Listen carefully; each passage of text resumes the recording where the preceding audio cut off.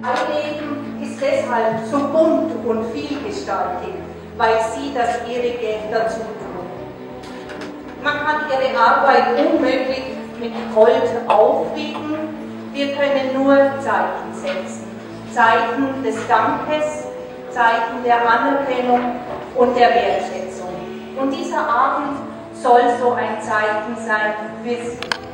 Wir möchten Ihnen sagen, dass wir Ihre Arbeit und Ihre Anwesenheit in unserer Pfarrei sehr wertschätzen. Ohne Sie ginge hier nicht so viel. Und so wünschen wir Ihnen jetzt ein frohes Beisammensein. Genießen Sie diesen Abend.